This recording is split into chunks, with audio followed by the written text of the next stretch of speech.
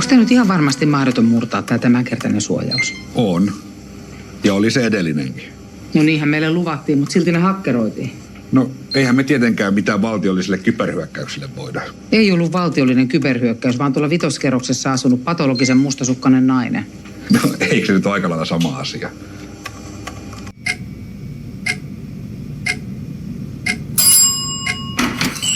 Onneksi olkoon! Olet voittanut 100 miljoonaa euroa! En mä ole osallistunut mihinkään. Tää on ihan kuin jossain unessa. Unessa? Tää on unta!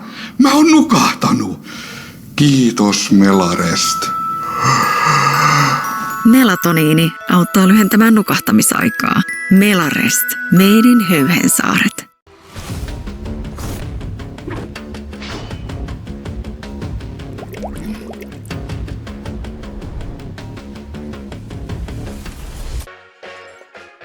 Kätevyys on taitolaji.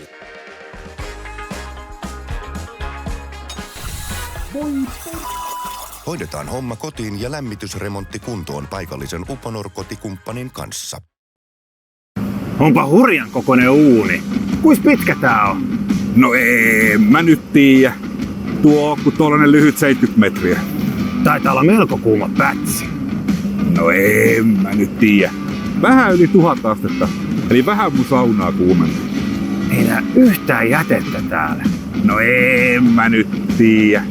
Kaikki jäte vaan kiertää simppelistä takas tuotantoon. Näyttää aika pitkälle mietityltä prosessi. No ei. Lekaa. Kaikkea kivaa savesta.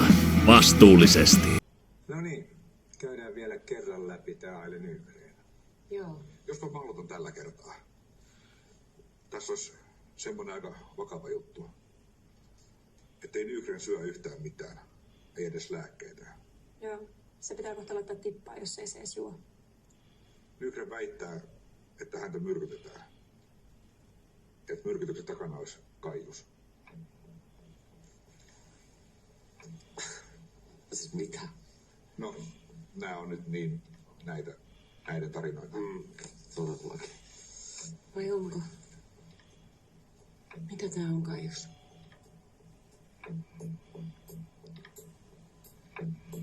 Ja onko Valamiehistö tehnyt päätöksensä?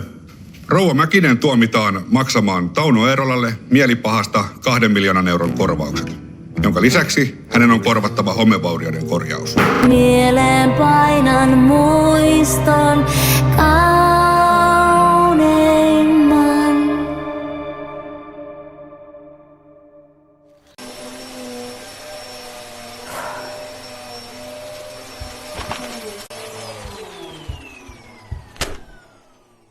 Me lähdetään nyt.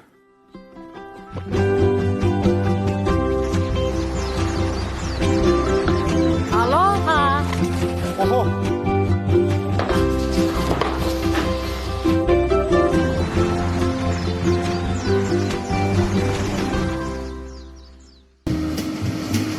Mut sehän on teidän asunto. Joo, ne on mun lapsille. Siis miten nää on näin? Siis mitä ne yleisavaimet on? Lasten pitää päästä kaikista ovista. Niin siis tää on eroasunto. Ei helvetti. Onks tää semmonen? On. Ja te ootte niitä. No nyt mä ymmärrän tän hakkeroinninkin. Eihän tämmönen voi mitenkään toimia. On toiminut jo 4 vuotta ja yleistyy kuule koko ajan. Ootteko te niinku moniavioisia? Miten niin? No kun yhteiset sohvat, lapset ja sit toi mies. Ei ole yhteinen. Kun mun entinen ja hänen nykyinen. Mut entä se sohva? No sen suhteen ollaan kyllä moniavioisia.